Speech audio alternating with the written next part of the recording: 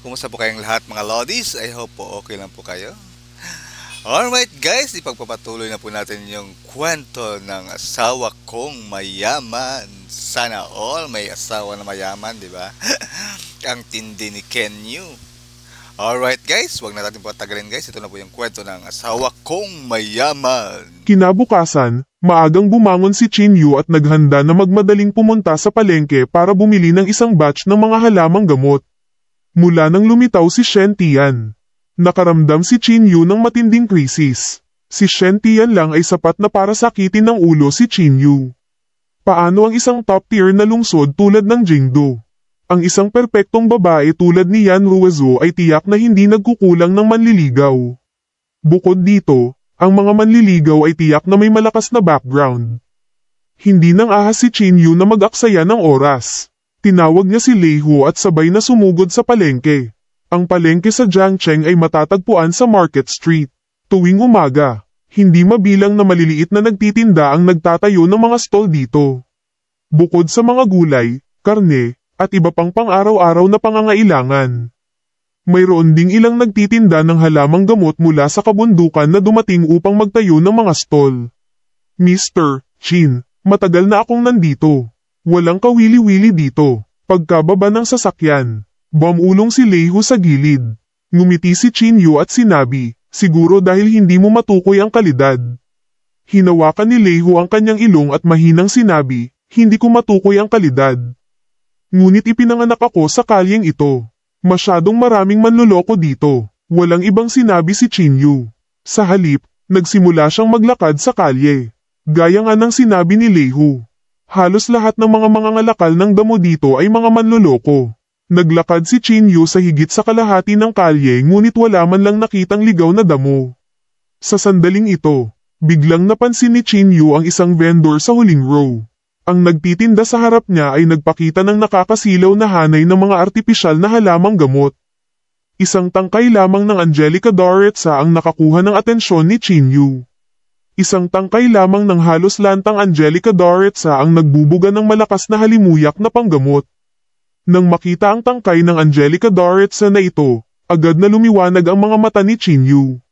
Nagmamadali siyang naglakad pasulong, casual na kumuha ng isang tangkay ng mga halamang gamot. At magalang na nagtanong, Sir, magkano itong tangkay ni Angelica? Tiningnan ito ng vendor at sinabing, 30,000. F*CKU, highway robbery ba ito? Wawasakin ko ang pangit mong stall. Itinuro ni Lei Hu ang ilong ng nagtitinda at nagmura. Pinandilatan ng vendor si Lei Hu at sinabing, kung mabibili mo ito, bilhin mo na. Kung hindi mo ito bilhin, pagkatapos ay mawala, itigil mo na ang panggigipit sa akin. Kawawa ka. You mow her care. Inilabas ni Lei Hu ang kanyang manggas at akmang bugbugin siya. Dali-dali siyang pinigilan ni Chinyu at umiling ng may ngiti. 30,000 na yan. Gusto ko, nakangiting sabi ni Chinyu. Nang marinig niya ito, agad na nagbago ang ekspresyon ng vendor. Nagmamadali siyang umupo at sinabing, napaka-perceptive mo. Ibibigay ko sa iyo ngayon din. Ang pagkakaiba sa kanyang ugali ay nagpatawa kay Chinyu. Ngumiti siya at umiling, saka tumingin kay Lei Hu. Nagmamadaling kumuha si Lei Hu ng 30,000 yuan sa kanyang bag at itinapon ito sa tindera habang bumubulong, kung hindi dahil sa mabuting ugali ni Mr. Chin. Binugbog na kita. Nang malapit nang abutin ni Chinyu ang tangkay ng Angelica Doretsa, may humawak nito sa kanyang harapan. Gusto ko itong tangkay ni Angelica Doretsa. Ang nagsalita ay isang dalagang bihis na bihis. Ang batang babae ay 17 hanggang 18 taong gulang lamang. Siya ay may light makeup sa kanyang mukha. At ang head-to-toe na mga designer na damit sa kanyang katawan ay nagpapahiwatig na siya ay mayaman. Ipinakita rin ng mga bodyguard sa paligid niya na anak siya ng isang mayamang pamilya. Hindi napigilan ni Chinyu na sumimangot at sinabing magalang sa abot ng kanyang makakaya, Miss, una kong nakita itong tangkay ni Angelica Doretsa. Nabayaran ko na ito. It's none of my business. Akin ito dahil nasa kamay ko. Mayabang na sabi ng dalaga. Kumunat ang noo ni Chinyu at medyo hindi nasisiyahang sinabi, Miss, kailangan mong maging makatwiran. Bakit ako magiging reasonable sa iyo? Sabi ko sa iyo, akin yan kung gusto ko. Masungit na sabi ng dalaga. Ang ekspresyon ni Chin Yu ay unti-unting naging malamig. Humakbang siya at sinabing, mas mabuting ibigay mo sa akin itong tangkay ni Angelica Doretsa nang masunurin. Kung hindi, huwag mo akong sisihin sa pagiging masungit. Yu, sinusubukan mo ba akong takutin? Alam mo ba kung sino ako? Ngumisi ang dalaga. Wala akong pakialam kung sino ka. Kailangan mong maging makatwiran. Napakalamig ng boses ni Chin Yu. Miss Lin, bakit ka nandito? Sa sandaling ito, biglang bumulalas ang bodyguard ni Leiho, si Lance. Kumunat ang noo ni Chin Yu. Tumingin siya kay Lance at sinabing, kilala mo siya. Walang sinabi si Lance. Pero walang pakundangan na sinabi ng dalaga, Lance, sabihin mo sa kanya kung sino ako. Sabihan mo siyang mawala. Awkward na sabi ni Lance, Mr. Chin, siya ay anak ng aking Panginoon. Si Lin Wan, ang iyong Panginoon. Kumunat ang noo ni Chin Yu at sinabing, Lin Cheng. Oo, tumango si Lance. Si Lin Wan ay humakbang pasulong at ngumuso.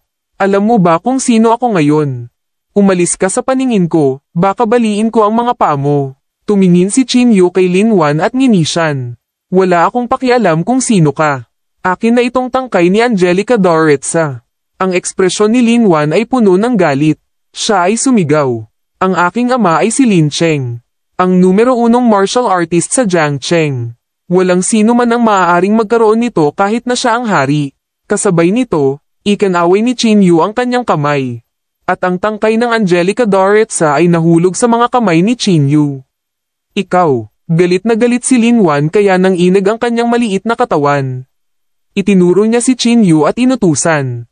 Ibalik mo sa akin ang tangkay ng Angelica Doretsa. Hindi, walang ekspresyong sabi ni Chin Yu. Ikaw, nililigawan mo si kamatayan. Sigaw ni Lin Wan at ibinaba ang kanyang maliit na kamao kay Chin Yu. Mabilis na hinayla ni Lance si Lin Wan pabalik at sinabing awkward na, Miss Lin. Mas mabuting umalis ka kagad. Unang nakita ni Mr. Chin itong tangkay ni Angelica Doretsa. Nang marinig ang mga salita ni Lance, mas nagalit si Lin Wan. Itinaas niya ang kamay niya at sinampal si Lance. Galit niyang sinabi, ikaw na taksil, bilisan mo at agawin mo ito para sa akin. Nakatanggap si Lance ng sampal mula kay Lin Wan, ngunit hindi siya umimik. Gayunpaman, mahigpit pa rin ang hawak ng kanyang kamay sa palso ni Lin Wan. Hindi makawala si Lin Wan. Kaya galit na galit siyang tumingin sa bodyguard sa likod niya. Zhang Xing, bugbugin mo siya, sigaw ni Lin Wan. Ang lalaking tinatawag na Zhang Xing ay humakbang pasulong at itinaas ang kanyang kamay para sampalin ang palso ni Lance. Sumasakit ang palso ni Lance, at inilayo niya ang kanyang kamay.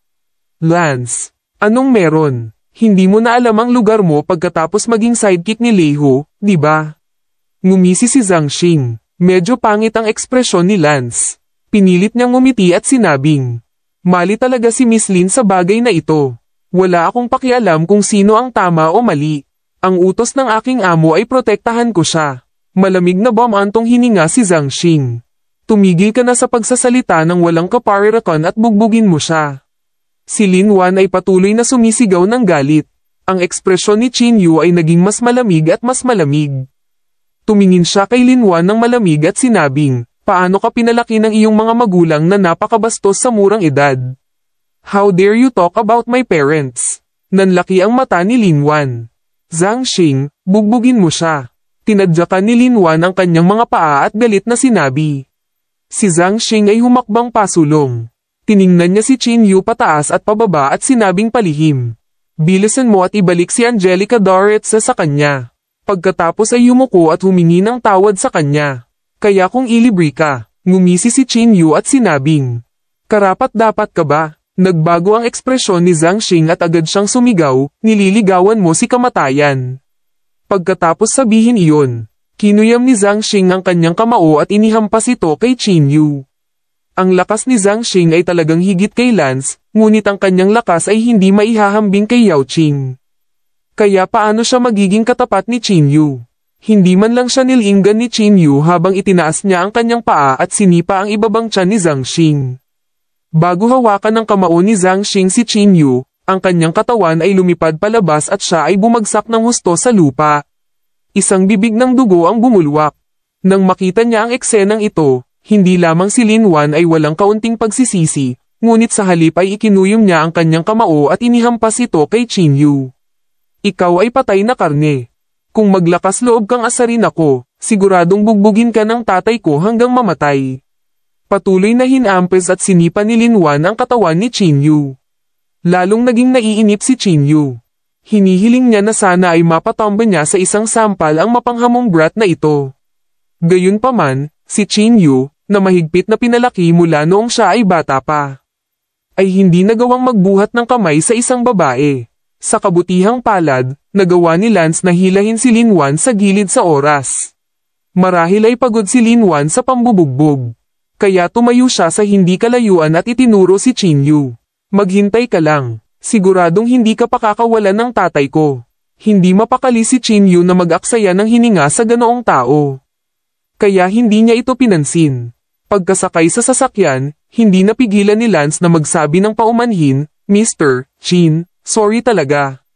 Ikinaway ni Qin Yu ang kanyang kamay at sinabing, ano ang kinalaman nito sa iyo?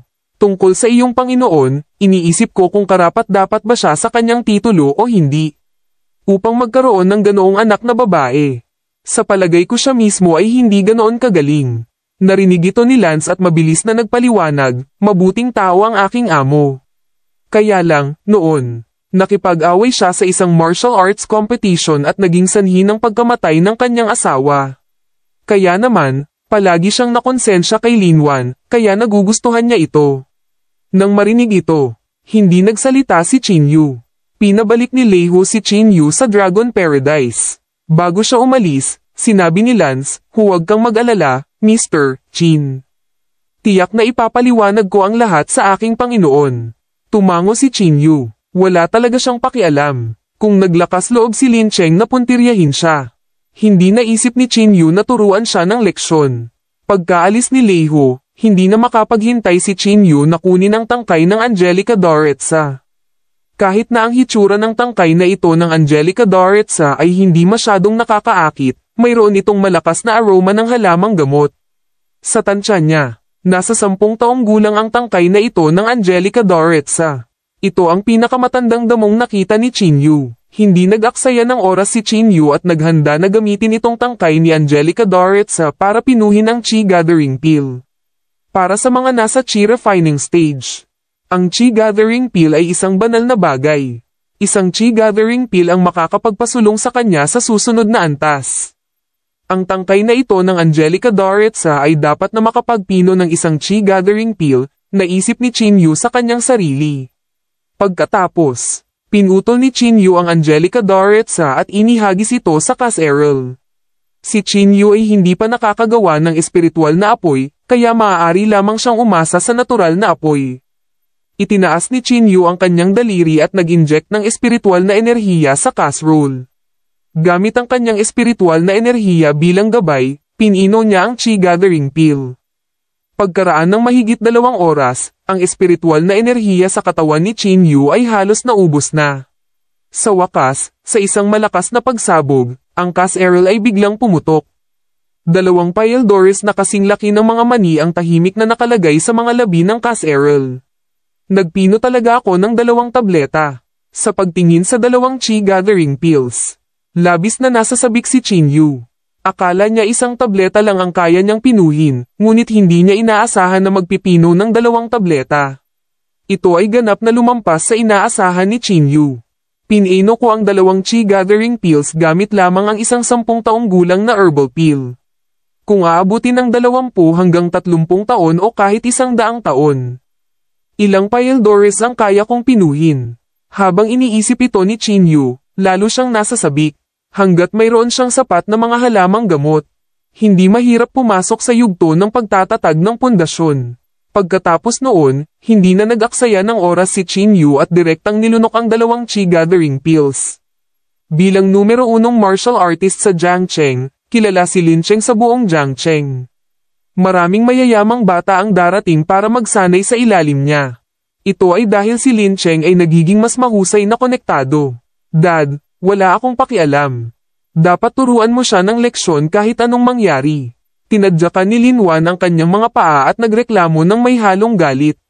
Sinabi ni Lin Cheng na medyo masakit ang ulo. Nakaproblema ka na naman ba? Sa panahong ito, ang Lin Family Martial Arts School ay nagkakaroon ng kompetisyon sa Zing Family Martial Arts School.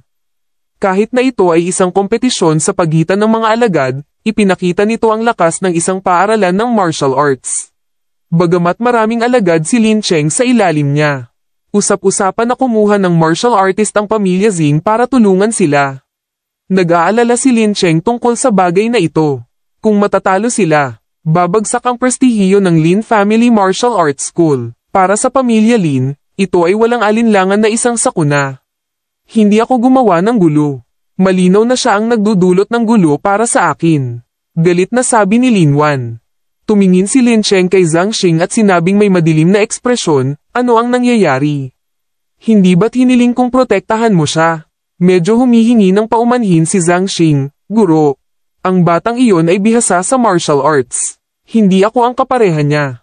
Ikaw na basura. Pinatalsik ka niya sa isang sipa. Hindi mapigilan ni Lin Wan na pag-alitan siya ng may kaunting pang-aalipusta. Nang marinig ito, nagulat na sinabi ni Lin Cheng. Si Zhang Cheng ay may napakahusay na martial artist. Si Zhang Xing ang kanyang pinakanamumukod tanging disipulo. Pinatumba niya talaga siya sa isang sipa. Hinanda ni Zhang Xing ang sarili at sinabing, guro, minamaliit ko ang kalaban. Basura ka. Huwag kang magdahilan. Pinag-cross ni Lin Wan ang kanyang mga braso sa harap ng kanyang dibdib at sinabing hindi nasisiyahan. Gayunpaman, may iba pang ideya si Lin Cheng. Kung matutulungan niya siya, hindi ba malulutas ang problema ng pamilya Lin? Gayunpaman, bahagyang bumantong hininga si Lin Cheng. Sinaktan lang ng kanyang anak ang kabilang partido, kaya paano makakatulong ang kabilang partido? O tama, at talagang tinulungan ni Lance ang batang iyon. Sa oras na ito, galit na sabi ni Lin Wan. Nang marinig ito, agad na sinabi ni Lin Cheng na may kaunting pananabik, ibig mong sabihin. Kilala siya ni Lance. Oo, tinulungan pa siya. Dad, dapat turuan mo ng magandang leksyon si Lance. Galit na sabi ni Lin Wan. Agad na tuwang-tuwa si Lin Cheng. Natawa siya at sinabing, ang Diyos ay nasa panig ng aking pamilya. Bilisan mo tawagan mo si Lance. Sige, tatawagan ko siya ngayon at tuturuan siya ng magandang leksyon. Naisip ni Lin Wan na tutulungan siya ni Lin Cheng na makapaghiganti, kaya tuwang-tuwa siyang sumigaw. Sa Dragon Paradise, hindi nakatulog si Qin Yu sa isang buong gabi. Pagkatapos niyang lunukin ang 2 Qi Gathering Pills, ang espiritual na enerhiya sa kanyang katawan ay mabilis na lumawak sa kanyang dantian. Kinailangan ng isang buong gabi para ganap na matuno ang espiritual na enerhiya ng 2 Qi Gathering Pills. Alas 9 ng umaga, namulat ang mga mata ni Qin Yu. Ang kanyang panloob na Qi ay lubos na pinahusay, at maging ang kanyang estado ng pag-iisip ay sumasailalim sa bahagyang pagbabago.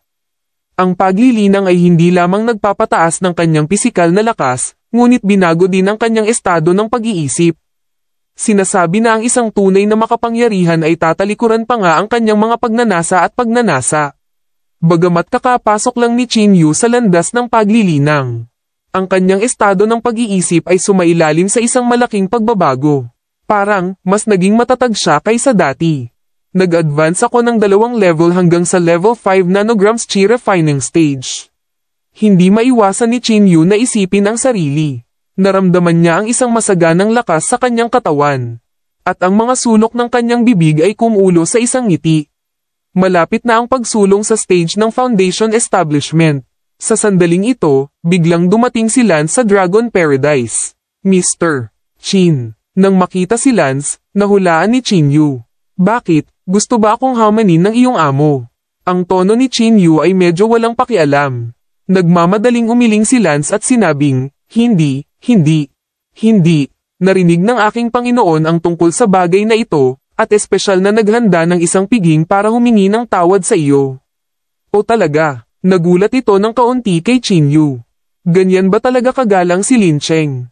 Kung gayon bakit ang kanyang anak na babae ay napakasungit at bastos?